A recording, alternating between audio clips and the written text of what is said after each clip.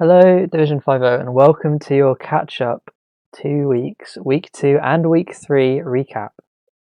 We're going to have a little catch-up. It's been a long couple of weeks for me. My last exam is live right now, but I couldn't wait another day. Couldn't get more than 2 weeks behind. So we're going to get straight to it, actually. So I'm going to go through all the different games, all 8 of them, all 7 of them, sorry. This is going to be a concede. Unfortunate, but hopefully Oliphant is alright and they'll be back for next week. They've already scheduled for next week, so I'm confident. So yeah, let's get straight to it. Leaky Lads versus Prowls of the Toy Box. This was a 1-0 win for the Pro Elf team. Let's check some stats. Leaky Lads getting 46 blocks into 15 armor breaks into 5 removals. I wonder what happened here. Good couple of passes from the thrower. That might have just been the case of a Pro Elf team rolling the Agi dice and getting away with it. It's hard in the stink to throw 2 passes. These must have been vanity passes, right? Well, maybe not, because they're only on 8 of 16, so potentially Prowls of the Toy Box bailing out a bit there, or maybe just manoeuvring themselves away from the stink. They did get 4 KOs on the Nurgle. Some of those might have been Nurgle Warriors getting rid of the stink. They got a Surf as well, the Prowls, so who knows? I think it was probably just about well played, getting over the hurdle of Rookie Nurgle as Pro Elves. Fair enough. Only getting the 1 catcher level, but nobody dying is a good result for them. Next game, we have the Loney drawing against the Ogres. Now, I watched a bit of this live. There is a VOD. I'll make sure to highlight it so it's available. I'll do a little bit of review of this one. But yeah, the Ogres just really struggling having to roster 11. Absolute nightmare. You need the bench. They just ran out of players to cover with. Could have had it 1-0, but just ran out of players to defend in the second half. Unlucky there for Toby Nathan. Hopefully they can get a bench going again, and that would really help them out, make them competitive. Then I got thrashed by Lizards after saying that I beat them. Made a couple of mistakes, I think, in the first half. Got a bit unlucky. I did get a little bit unlucky. Fouling, never paid. How many removals did I get? I got 5 armor breaks on them all game. Probably says a lot. I only made 17 blocks, which is a problem. But yeah, I just couldn't get anything going. They got me up a bit too quick. I did get my stays to a level, which is nice. But I guess I didn't lose anyone, which is all I can ask for, really. Yeah, and then finally we have Peaceful Illinois losing 3-1 to Old One. That's a nice win for Old One's Dark Elves, makes them very competitive. They did lose a Blitzer to death and a Niggled runner. Let's be fair, I don't like the runner, so probably makes the team better without a runner, in my opinion. They're very beaten up though. After these games, good couple of completions and no interception roll. Got a Kaz on a Blitzer to level them as well. It's always good. Yeah. Check any armor break stats, shall we? 47 blocks for the draws into 10 armor breaks into 6 removals, 3 permanent ones. But Dark Elves probably just maybe rolling the blitz or getting a sack in the first half before they ran out of players, and the Dwarves couldn't have to score in time. But yeah, good on Old One there. A good win for the touchdown difference, I will say. And moving on to week 3. Divius Mongoose absolutely took advantage of this poor Ogre team. I really feel for Toby Nathan here. There wasn't much he could have done, especially when you give Elves Stunty. It's not good. Very difficult to play against, and it showed. They did kill a player, but it was alone and movement busting. Now, movement busting Elven linemen is normally not a problem, but for Elven linemen will go down to armor to movement 5 now, which is not very good. So that's actually more damage than you'd think for a normal Elf team. A good spread of interception, a good spread of touchdowns. A good bit of SVP maximization there. MVP taking this catcher. It's actually 5 catcher. Jesus. To ever so close to dodge, making them actually useful. Nobler came in. Don't know how much it did. Got an ogre level. We have a 4th ogre now. And this one's got a level as well.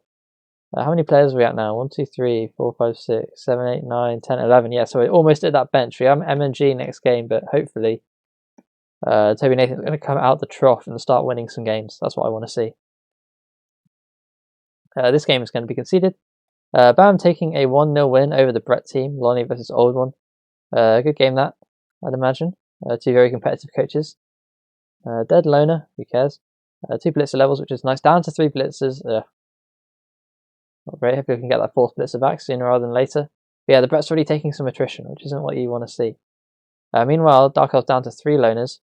But they do get a level on the blitzer, so they are just going to turn it with 3 blodge, which probably would be enough to win a lot of games at this team value.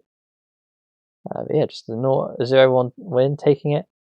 2 expulsions with 11 players rostered is probably the key to that, and a death, so that's 3 out permanently.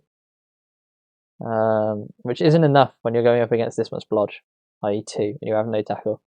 Russell would be useful, but not useful enough apparently. Finally, I managed to get a draw versus the Dwarves. Did stream this one, so if you want to catch the VOD, catch the VOD. It basically, I had them completely on the ropes. I was able to take Ripper and Bomber because I was at home. And, I can't believe it. I boxed them in pretty well on my defense. I had to open on defense, and then came down to a 4+3+ pass. Right? Pass and a catch with no reroll. It just did it. It switched the play, got them to score. I was able to beat them up and grind them down. I got some very nice KO rolls to start the half again. I'm getting quite lucky in that regard to get another draw. But yeah, frustrating. I lost another Goblin as well, I think. Yeah, I lost Flying Turtle, which is a shame. But we got a point, which is nice. I do need to win the next game, though, to stay competitive. Cool, that sums up the games for this week. Yeah, let's just cut these down. And now we're going to look at the teams, see how they developed. So, Dubious Mongoose's team. We're at a dodge thrower, which I understand. I like. I tend to go for passing skills first on my throwers. I'm the sit back type of player. But if you're playing them up with the cage, then dodge makes a lot more sense. It also makes them more viable on defense. Probably the best skill to take there. Catch up with dodge, standard. Blitzer is now blodge step. Nightmare. He's now very useful already. You don't even need SVP on him anymore. This one has not had a level taken. Hopefully that's a double from Mighty Blow. 2 movement 5 is going to suck. They want to try and replace those because you're already quite slow on the lineman. Sorry, that's not slow enough. You're basically CLs at this point without the armor 9. So yeah, that's probably one to look at. They have 120k. And the 2 catchers are level, so we might see another catcher come in here. That would be my expectation. Non-renewable resources now, obviously taking this concede. They do have a 1 Bloxsaurus. A movement 9 skink with sidestep is a problem for any team. It gives them a 1 turning threat that's not likely, but also not unlikely. So yeah, it's a problem. Moving on, we're going to look at Bam. And yeah, 2 niggles. They keep the runner. I think these 2 are going to get sacked. To be honest, I don't like keeping niggled rookies. Loners do their job better. You've got the blodge to carry on if you really want to. The issue is this is any other positional, and he's only got 60k, so his next game is going to be tough. But if you can just get that 4 blitzer back, you should be alright for your game against me, which is in 2 weeks' time. But yeah, not too bad a start for them. Fusilianoids getting some good levels off me. Not taking them, so I have nothing to discuss. So yeah, try and take your levels after the game, or at least take the normals, because you never know when I'm going to throw up a recap, and if I have nothing to talk about, I'm not going to talk about it. Aston Bjork now, the Nurgle. No Nurgle Warrior levels, no Pesticle levels. They are about to get 13 SVP from a concede, so we might see a bit more development here after those 13 SVPs go. We do have the Dirty Player, which I like. I think I've already said that. No bench, but yeah, it's Rookie Nurgle just ticking up that SVP slowly but surely. Moving on to my team.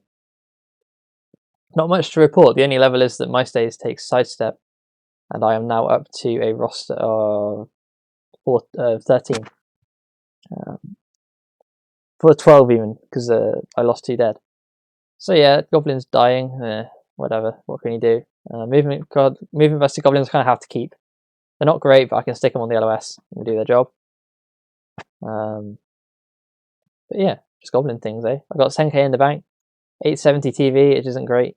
But I am at home next game, so hopefully we'll be alright. Lonnie now, with a strength up blitzer. Oh, that's excellent. That makes this team so much better already, just having a stat up. We've got Blodge in 1 place and a Dirty Player. So yeah, not a bad Brett team. Humans need stats to do well. They've picked up a stat. I think Agi up's probably preferred, but strength is nice as well. The issue is no guard yet. Sooner or later they're going to run up against high strength teams and they're going to really struggle. Agi they can still compete with, but strength they're going to struggle even with the strength 4 unless they can find some guard on the blockers. And finally the Thundertest Titans. This poor Ogre team. We have an armor 4 Noblar who we almost have to keep just so we don't have a loner on the pitch. MNG Noblar. 2 guard Ogres now. Helps them out a little bit. But yeah, it's still not a full Ogre team. It's going to be really difficult. I really hope Toby Nathan sticks with it, because once you get the 5th Ogre on and start filling the pitch with Ogres and doing a lot of damage, it'll start to seem possible to win games once you get all your Ogres out, get all your Mighty Blow hits in. Stuff will happen. It's going to take a lot of patience. So good luck. I hope you battle through. Now, that's that for the teams. We're going to actually go back a step and look at the table. So up front we've got Dubious Mongoose, Oliphant, an old one here, 766 points. Bear in mind this is a loss for Oliphant and a win for Aston Villa, taking them to 6 points. So it's going to be tight at the top.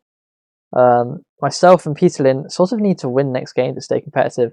And Lonnie and Toby Nathan are probably already looking at developing the teams for season 15. So good luck with that. We're going to check out the next week's games and have a little look at predicting them. So first up we've got Dubious Mongoose versus Lonnie. I'm going to predict Dubious Mongoose there. I think that's pretty easy to predict. I think that's going to be a win for the Pearls unless something crazy happens. Me versus Rookie Nurgle. I really want to predict myself to win. I think I have to win. But so do the Nurgle team. I have loads of dodge. They don't have any block or tackle. I feel like unless they get lucky with the pals, or I give up too many 3 dice hits, I think we'll be alright. I'm at home as well with team value to play with. I think should win this. Should win this. At least draw it. Draw at a minimum. Hopefully a Goblin win. Meanwhile, we've got Dwarves versus Ogres. Dwarves are just going to chew through the Noblars, and they're probably going to have some Mighty Blow to make it even quicker. So I'm going to predict the Dwarves there. But if the Ogres can get on offense and get a couple of removals at the start, then who knows? Maybe it's a draw. Peterlin was playing pretty crazy in my game, so be prepared. If you sit back, sometimes he'll just make the crazy plays himself. Would be my advice if you're playing against him. Finally, we've got Oliphant versus Bam. This is going to be the game of the week. I think 2 really good coaches. Lizards versus Dark Elves. Movement 9 versus 3 Blodge. There is a Crocs in play. A usable Crocs. Oliphant really wanting to come back with a win. Oliphant also currently flawless in games that he's played. I think I'm going to have to predict the Lizards on this one. Even though in my head, Dark Elves are better, in my heart, I got to go with the Lizard team. Cool. So that sums up the recap. I have an exam today and tomorrow. Protesting on Friday, but apart from that, I'm suddenly getting very free to do stuff.